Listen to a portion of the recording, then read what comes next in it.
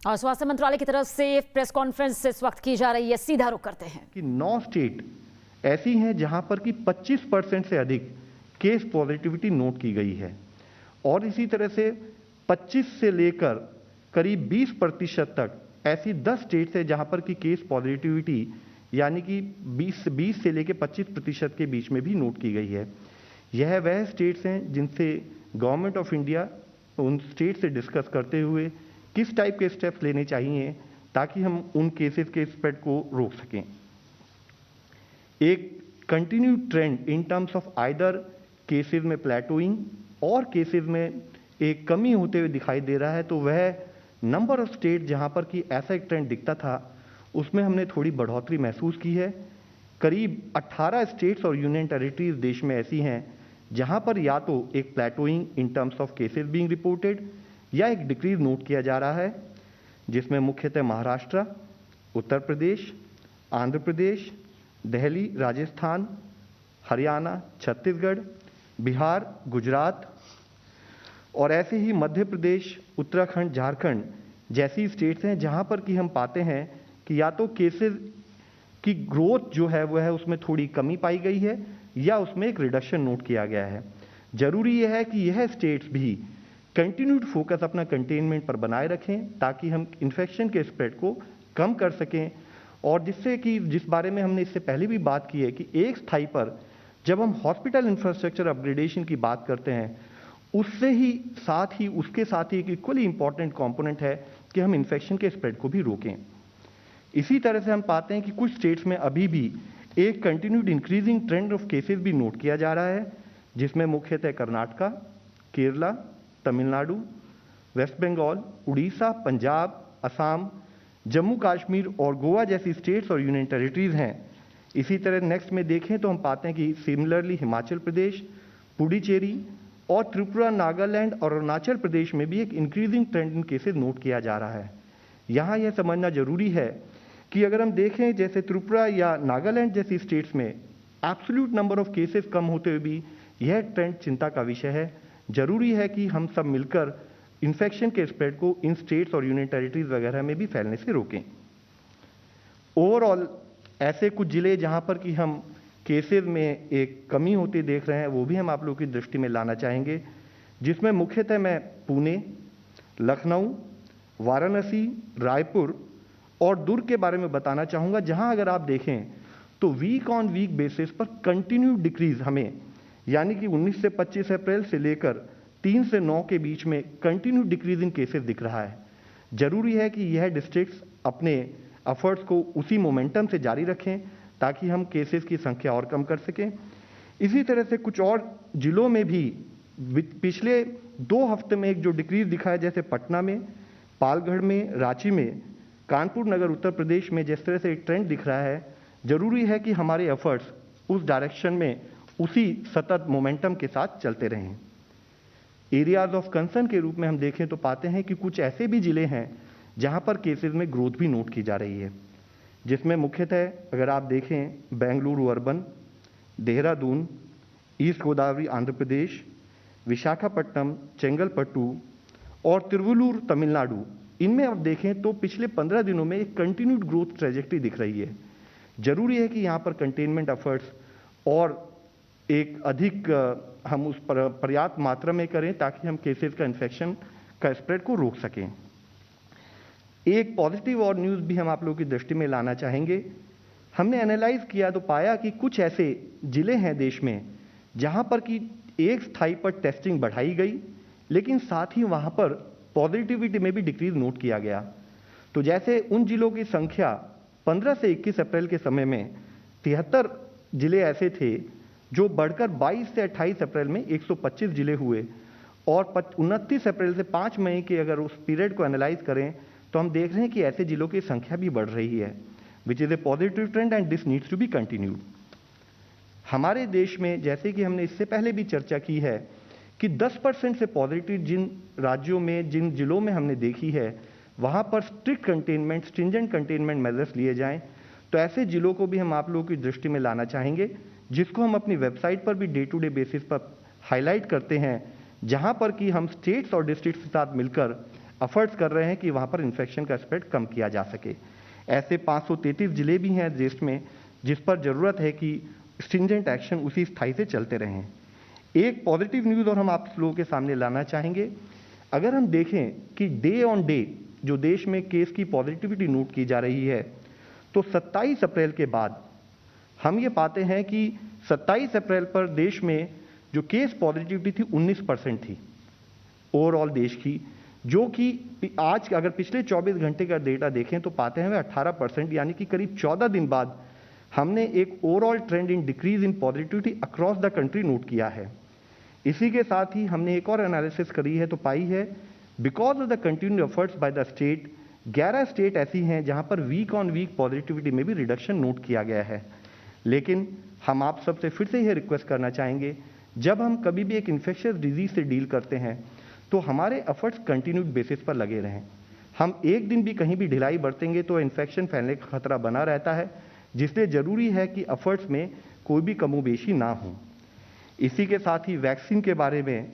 मैं आप लोगों की दृष्टि में लाना चाहूँगा कि करीब 17.01 करोड़ डोजेज देश में वैक्सीन की गवर्नमेंट ऑफ इंडिया द्वारा फ्री सप्लाईज के रूप में स्टेट्स को प्रोवाइड की गई हैं, जो कि लोगों को मिल चुकी हैं। इसी के साथ ही हमने स्टेट्स के साथ कोलैबोरेट करते हुए 18 से 44 साल के जो लोग हैं जिनको कि स्टेट डायरेक्ट परचेज के थ्रू या प्राइवेट सेक्टर डायरेक्ट परचेज के थ्रू प्रोवाइड कर सकता है,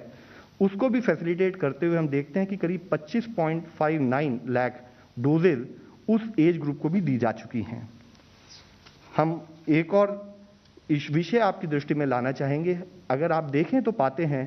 कि आज रनअवे स्प्रेड ऑफ इन्फेक्शन जो कि कुछ प्रांतों में नोट किया गया,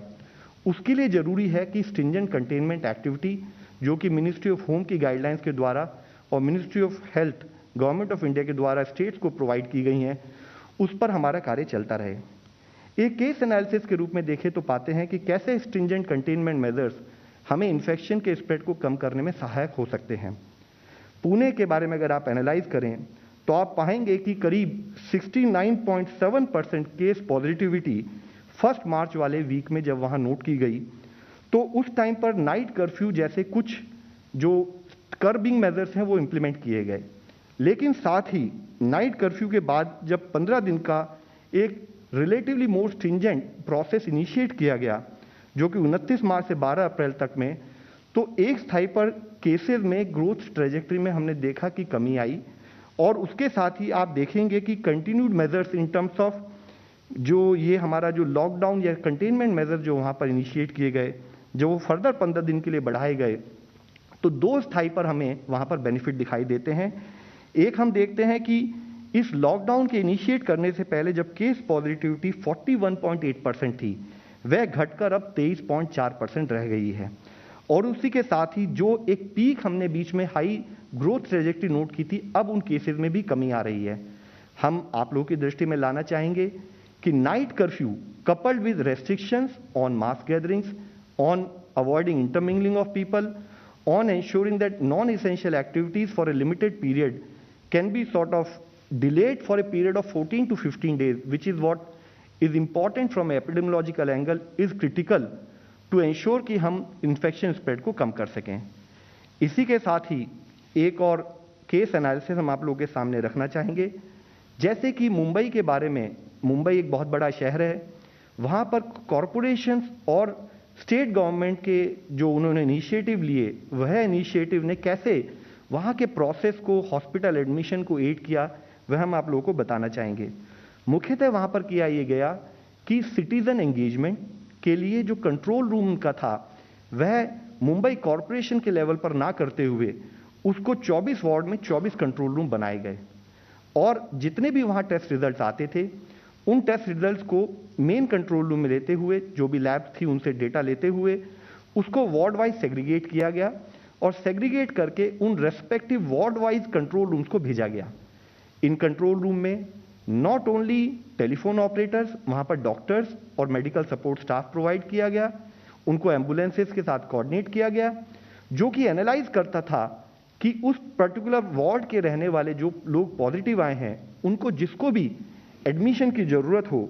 वह उनको उन एम्बुलेंसेस के द्वारा रेस्पेक्टिव हॉस्पिटल्स में एडमिशन कराते थे। इन प्रोसेस की वजह से और इन प्रोसेस के पार्ट के रूप में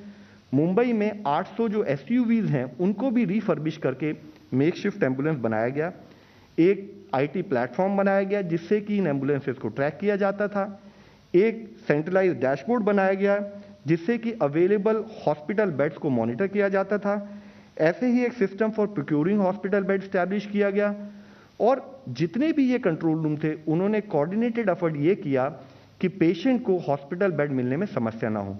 इस टाइप के इनिशिएटिव मुंबई ही नहीं और बहुत से प्रांतों में गवर्नमेंट ऑफ इंडिया की जो दिशा निर्देश है उनके तहत चल रहे हैं। हमारा एफर्ट आप लोगों के द्वारा बताने का यही है कि जरूरी है कि ये पॉजिटिव एफर्ट नेशनल लेवल पर सब लोग मिलकर करेंगे तो हम ओवरऑल प्रोसेसेस को ईज कर पाएंगे। इसके साथ ही मैं आप लोगों की दृष्टि में लाना चाहूँगा कि group of ministers headed by health minister union government और जो कंसर्न मिनिस्टर्स हैं उन्होंने रिसेंटली कोविड-19 की सिचुएशंस का, प्रिपेयर्डनेस का और उसकी प्लानिंग अक्रॉस द स्टेट उसको एनालाइज किया और उससे संबंधित कैसे इन्फेक्शन स्प्रेड को रोका जाए दिशा निर्देश जारी किए। साथ ही यूनियन हेल्थ मिनिस्ट्री ने डिजास्टर मैनेजमेंट एक्ट में एक नेशनल पॉलिसी ऑफ एडमिशन को भी रिसेंटली इनंसिएट किया है, जिसमें मुख्यतः मैं आप लोगों को बताना चाहूँगा हमने स्पेसिफाई किया है कि कोई भी कोविड-19 पॉजिटिव पेशेंट है उसके लिए अगर उसका टेस्ट ना भी हुआ हो या रिजल्ट डिले हो रहा हो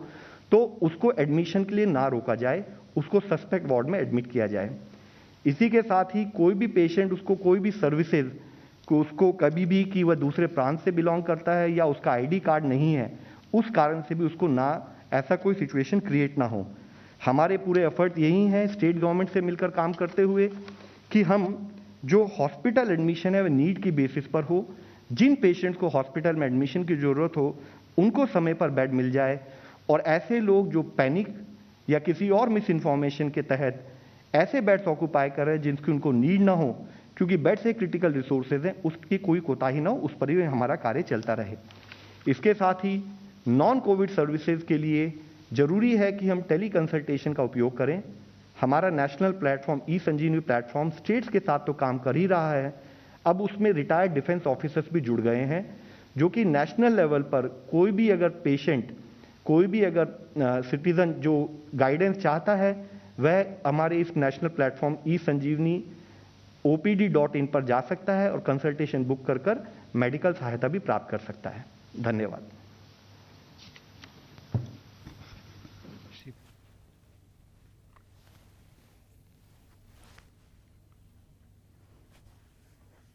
तो स्वास्थ्य मंत्रालय की प्रेस कॉन्फ्रेंस में बहुत सी अहम बातें यहां पर सामने आई। बताया गया कि किस तरह से जो एक्टिव केस है उनकी तादाद पिछले 2 दिनों में कम पाई गई है। उन राज्यों का भी जिक्र किया जिनमें 1 लाख से ज़्यादा एक्टिव केस इस वक्त मौजूद है। तो हालात किस तरह से हैं उसे लेकर इस वक्त आप देख रहे थे ये प्रेस कॉन्फ्रेंस जो कि स्वास्थ्य मंत्रालय की तरफ से की गई।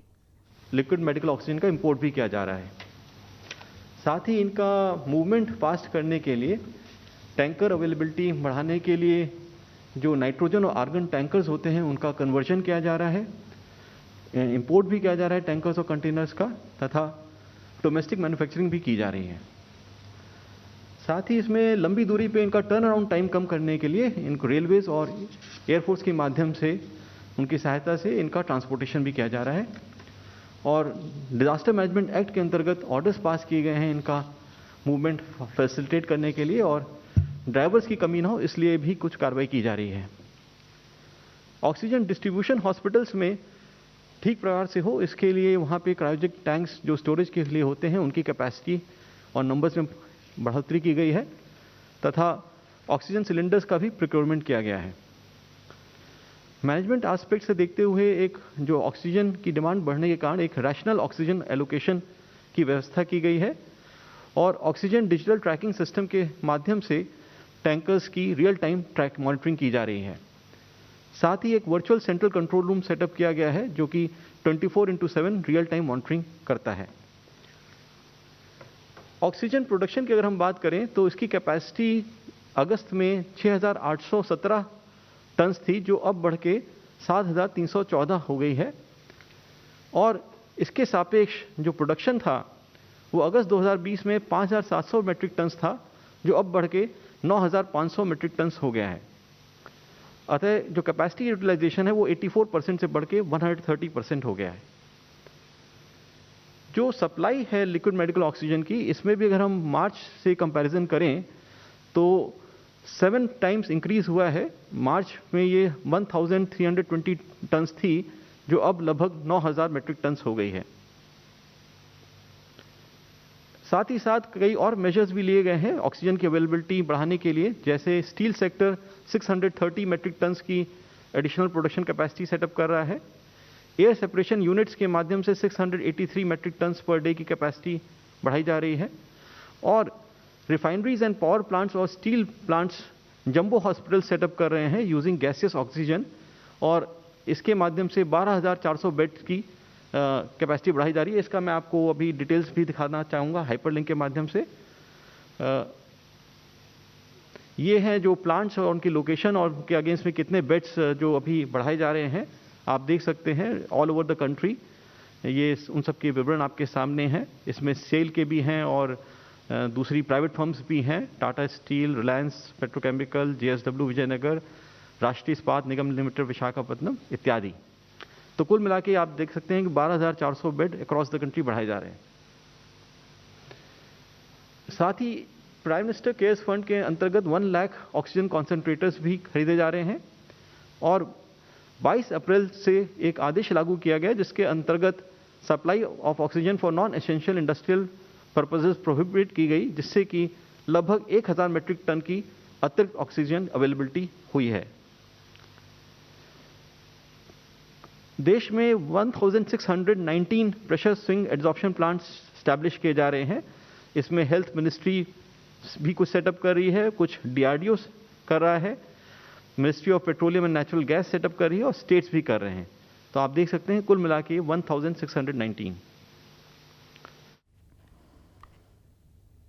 तो स्वास्थ्य मंत्रालय की प्रेस कॉन्फ्रेंस इस वक्त आप देख रहे थे। तमाम मुद्दों पर कोरोना से जुड़े क्या कुछ फैक्ट्स इस वक्त सामने आ रहे हैं, देश भर से किस तरह के हालात इस वक्त बने हुए हैं, वो तमाम आंकड़ों के जरिए बताते हुए